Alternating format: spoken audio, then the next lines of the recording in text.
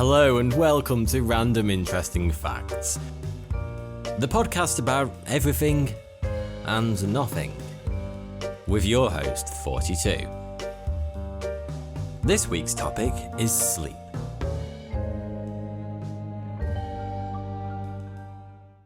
So let's dive right in with fact number 1. Humans are the only mammals that willingly deprive themselves of sleep. Have you ever seen a pet dog stagger into your kitchen with its hair all rumpled, bags under its eyes, mumbling incoherently as it reaches for the coffee? No? Well, it's ironic that we use the phrase dog tired, because if a dog looked that tired, you'd be straight on the phone to the vet, because it usually just sleeps. Yet for humans, that scenario is all too familiar. Most of us wouldn't look out of place in Dawn of the Dead before we're on to our third coffee. That's because humans are the only mammals that force themselves to stay awake past their bedtime. Sleep deprivation is one of the most serious health problems in the developed world, causing obesity, diabetes, heart disease, and fatal car crashes. So why do we do it? Some of it is hard to avoid, such as insomnia, a newborn baby, or working shifts. But much of it is driven by a combination of deadlines and FOMO. It might not come as much of a surprise, but the group with the greatest self-inflicted sleep deficit is students. The stereotype of the student burning the candle at both ends turns out to be pretty accurate. When given 3 options, 1. Have a mug of cocoa and take yourself off to bed. 2. Stay up until 1 AM finishing coursework that's due in the morning. Or 3. Go out and party till sunrise, then do the coursework. You can guarantee what most students will choose. Add a part-time job, some emotional angst and a hangover, and it's amazing that most students can function at all. Scientists have found 2 primary motivations for voluntary sleep deprivation. First, rewards, such as binge watching all 12 hours of the extended version of Lord of the Rings, or being so close to reaching the final battle in Resident Evil that it'd just be wrong to stop now. And secondly, punishments, such as a fear of losing your job if you don't put in a superhuman number of hours, and pull an all-nighter, or a deadline-induced panic. Some jobs require crazy levels of sleep deficits, and workers' performance is known to suffer. Thankfully, most jobs that involve heavy machinery and other hazardous activities have strict limits on hours that can be worked, as well as enforced rest breaks and so on. Which is really good, because the last thing you'd want is someone doing a really critical, responsible job whilst extremely tired. Come to think of it, maybe politicians would actually do a decent job if they all got a little bit more sleep. So then, it's certainly a good thing that junior doctors aren't overworked, right? Because they're responsible for our health. Well, junior doctors average a 48-hour week, and that's a breeze compared to what they used to work. In the 80s, junior doctors regularly did over 104 hours a week, which was then cut down to 56 hours. It's a testament to human endurance and dedication that they ever managed that at all. And it was finally reduced to 48 hours this year. Given the kind of year that doctors have had, that seems like a pretty small concession. Of course, humans also suffer from involuntary sleep deprivation, the main cause being stress-induced insomnia. Ironically, the main cure for insomnia is to stop stressing about not being able to get any sleep. Yeah, good luck.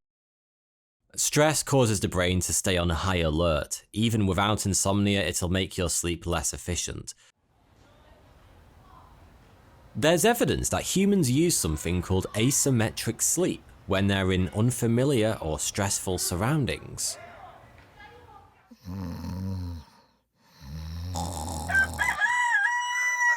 Have you ever woken up the first morning in a strange new place, feeling inexplicably tired, even though you got many hours of sleep? It's probably because your brain has been sleeping asymmetrically. The left side has spent the whole night in light sleep, ready to wake up at the slightest threat, and consequently you're exhausted. There's even a name for this, the first night effect. Scientists studying sleep disorders often discount the first night of a trial entirely because of it. Next up, moment from history.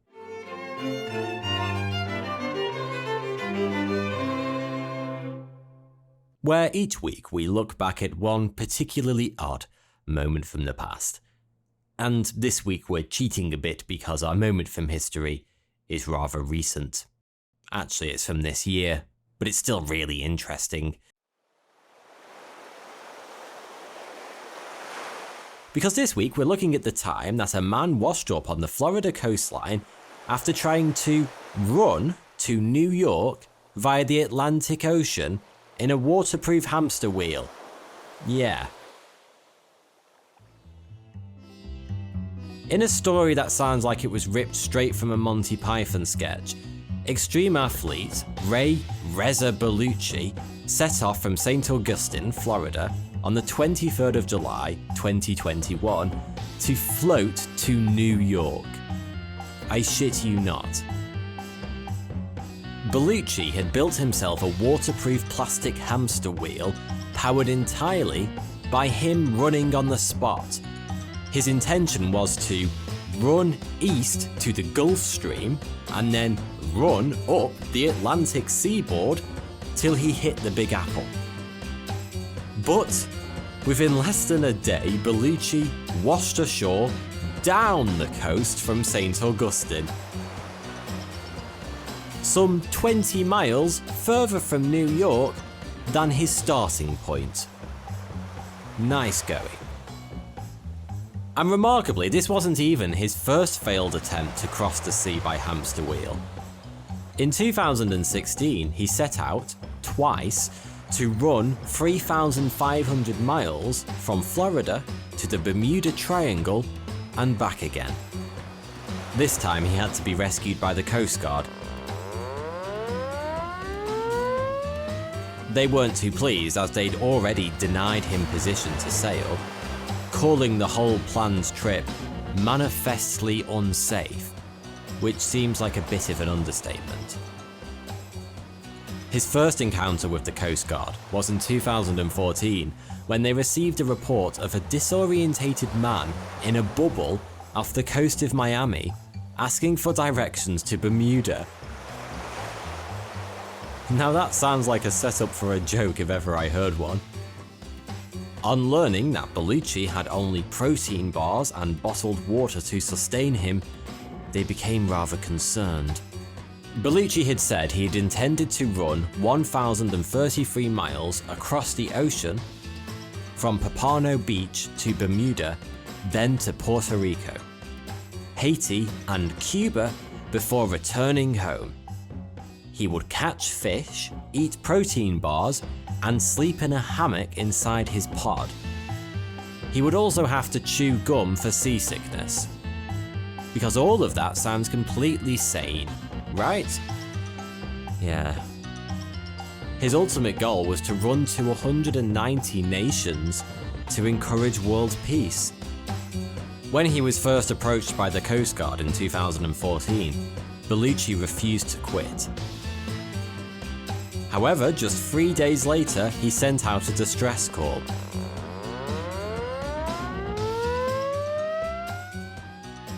Afterwards, he said he'd mistakenly set off his spot beacon and personal location beacon when reaching for his water bottle. "I never quit," he told the Miami Herald. An HC-130 airplane, MH-60 helicopter, and the container ship Maersk Montana were sent to rescue him about 70 nautical miles east of St. Augustine, where they found him too exhausted to continue powering his hamster wheel. I'm impressed he kept going for that long, to be honest. Bellucci claims to have supported homeless charities over many years, running the perimeter of the USA and from coast to coast several times. But his fundraising is now solely focused on getting his hamster wheel back in the open ocean. Bellucci follows in the footsteps of a long line of intrepid adventurers, or effing idiots, depending on your viewpoint, who've braved the oceans with little more than a pack of cereal bars and a kitchen sink. The late 70s, early 80s seem to have been particularly rich for these crazy exploits. In 1978, Italian explorer Giorgio Amoretti, who'd previously crossed the Sahara on a kite, attempted to cross the Atlantic on top of a Volkswagen Beetle. In 1980, a group of Brits set out in a diesel-powered factory boiler. In 1983, Eric Peter washed ashore on the island of Guadeloupe, claiming he'd crossed the Atlantic in a barrel, though it was never verified.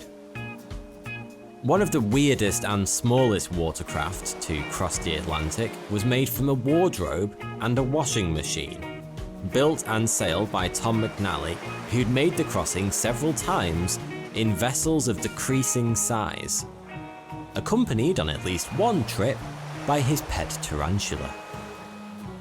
His wardrobe-cum-washing machine looks remarkably boat-like, unlike some of the other vessels rescued from the sea. In 2015, Aaron Jones and Jamie Toms glued together a bunch of insulation panels and set off into the North Sea to fish. They had to be rescued 200 yards off Jaywick, Essex, after one of their oars broke. They were lucky to have escaped alive, to be honest, because neither of them could swim and they didn't have life jackets. Others have washed ashore of their own accord. There's a 1980 photo of one such fellow captioned, "Ted McNamara, adventurer, drinking a toast to the barrel in which he was attempting to cross the Atlantic to Florida, until it capsized 50 yards from shore." Oh, the humility of 50 yards. You have to wonder whether some of these adventurers were in it just for the 15 minutes of fame, never seriously expecting to reach the open ocean. I mean, just this June, 3 people and a couple of dogs got further than that by accident on an inflatable flamingo off the coast of Alaska. Now we'll take a short break, and soon we'll be back with fact number 2.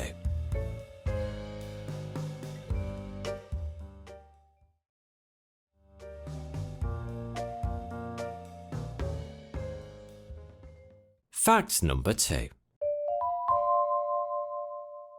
Sleep deprivation will kill you quicker than starvation. If you binge-watched every episode of Lost, all 121 of them, without stopping, you'd probably die. If, however, your plane crashed on a desert island, you could survive for 60 days or more without a single morsel of food passing your lips. Without food, humans can live for months. Without sleep, we die in a matter of days. Of course, it would be slightly unethical for scientists to actually test these hypotheses. Instead, we rely on real-life evidence. Hunger strikes have shown our limits without food. And the answer? People usually survive anywhere from 2 to 3 months. Death through lack of sleep is usually accidental, but there have been enough humans ready to binge watch or binge game themselves to death for us to confidently put the length of time the human body can survive with no sleep at less than 2 weeks. For instance, in 2015, a Taiwanese man was found dead in an internet cafe after a 3-day-long gaming binge. In 2013, a Bank of America intern collapsed and died after working 3 days and nights without stopping. Others have kept going for longer. In 2012, a Chinese soccer fan died after watching the European Championships for 11 days straight. This gets to the heart of one of the great mysteries of science: why we sleep. Unlike our need to breathe or eat, which are pretty obvious to anyone, no one can definitively say what sleep is for. Though researchers are getting closer to an answer for this conundrum. Is it to keep us out of harm's way at night? To process the day's experiences? To boost our immune system? Well, it's at least one of them, or a combination of all three. On the surface, though, sleep makes no evolutionary sense, since we're extremely vulnerable and unproductive when we sleep. As one sleep expert, Dr. Alan Reichstaffen, said, "If sleep doesn't serve an absolutely vital function, it is the biggest mistake evolution has ever made." I'm not sure I totally agree, Alan. I love sleeping. Think of all those boring train journeys, or lectures that pass in no time at all because you slept right through them. Whatever the reason sleep exists for, we can't do without it for more than a few days. There are exceptions. In 1964, teenager Randy Gardner managed 11 days and 25 minutes continuously awake. He seems to have emerged relatively unharmed, though he apparently suffered from terrible insomnia afterwards. Scientists concluded that whilst he was on his marathon wake fest, his brain had been constantly catnapping, parts of it asleep whilst the rest of it stayed awake. But Randy is the exception. Total lack of sleep is determined so dangerous that the Guinness World of Records has banned all attempts. The only people known to have survived longer without sleep than Randy suffer from a rare condition called fatal familial insomnia. The first case ever noted was an 18th century Venetian doctor. Roughly half his descendants had inherited the condition. At around age 50, they stopped being able to sleep. What's extraordinary is that they often accumulated a huge sleep deficit of 6 months or more before they finally died. None of this explains why lack of sleep proves fatal, but recent studies of mice and fruit flies has found that death from a lack of sleep is always preceded by a buildup of molecules called reactive oxidative species, ROS, in the gut. When the sleep-deprived fruit flies were given antioxidant compounds to neutralize the ROS, they stopped dying prematurely. This suggests that perhaps animals, and indeed humans, could survive without sleep if given the right supplements. So perhaps a time will come when you can safely binge-watch the whole of Lost in one sitting without risking your life. Fact number 3. The strangers in your dreams aren't strangers. Our dreams are populated by deep fakes. Remember Tom Cruise on TikTok? That was a deep fake, a computer-generated blend of Tom Cruise's face on an actor's body, just done incredibly convincingly using artificial intelligence and machine learning. But it appears our brains do something very similar with faces we've seen in real life. That axe-wielding madman in your dreams? He could be Bob the Milkman. The woman who handed you a fish instead of an exam paper? She could be Daryl from accounts. In fact, everyone in your dreams is someone you've seen before in real life. Your brain is unable to invent new faces from scratch. Instead, the theory goes, is that it uses the vast bank of people you've encountered during your life to populate your dreams. Despite appearing to be strangers, you've seen all these people before. Right now, there's no way for scientists to prove this, but it's a persuasive hypothesis, supported by numerous studies which consistently find that our dreams largely simulate everyday life. In one such study, only 15% of the dream environment and 5% of the characters were surreal. That 15% of psychedelic dream experiences does suggest that we do distort or rearrange some of our memories. I really hope that giant monster trying to sell me tickets to Michael Gove's Tupperware party last night wasn't based on real life. God help me. So, it is possible that some of the strangers in your dreams really are strangers. Theoretically, we could create new dream-specific people. They'd still be a collage of features that we'd seen in real life, though. So they wouldn't be completely unique. However, our brains love to take a shortcut. So in most instances, our brain doesn't go to the effort of making up a new face, it just plucks one at random from your memory. Until we can read people's minds whilst they're asleep, it'll be impossible to say exactly what people are experiencing when they dream. Reported dreams tend to be very scrappy, due to our generally poor ability to form new memories whilst asleep. Everything is a bit blurry when you think about it afterwards, and most dreams fade as soon as we wake up. So it's hard to say exactly what you saw whilst you were dreaming, or if it's even part of the same dream, or bits of several dreams all mashed together.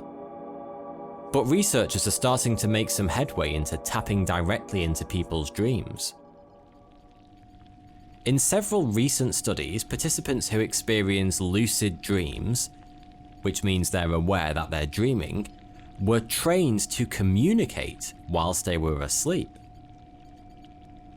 They did this by moving their eyes or face to give responses to questions put to them by researchers whilst asleep. These included yes and no questions and simple maths problems like 8 minus 6 or 4 minus 0. Simple? I'd have trouble with them whilst I was awake. Amazingly, the lucid dreamers responded correctly 18.6% of the time, and gave the wrong answer to only 3.2% of the questions. The rest of their answers were either unclear, or the question got no response at all. And as for the dreamers, the question often became a part of the dream. For instance, the maths problem would come out of a car radio. Or in another instance, the researcher's voice interrupted the dream, like a narrator in The Truman Show. This two-way communication between researchers and sleeping participants is pretty rudimentary at the moment, but its potential is huge. It's shown that people are receptive to new experiences and data whilst dreaming. This suggests that dreams could one day be tailored to an individual's aspirations. For instance, to practice a musical instrument or athletic skill while sleeping. Now there's something I could get behind. Downloading skills whilst dreaming, like Neo or Trinity, without ever having to deal with all that Matrix rubbish. And that was Random Interesting Facts.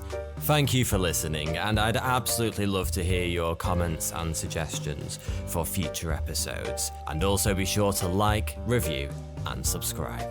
Please do leave a comment if you've learned something new from this episode. And if you have your very own random interesting fact that you're just bursting to share with me, then tweet it using the hashtag RIF Podcast. That's RIF Podcast. Each week I'll choose my favourite fact from my lovely listeners and shout it out at the end of my next episode. And thanks again for listening.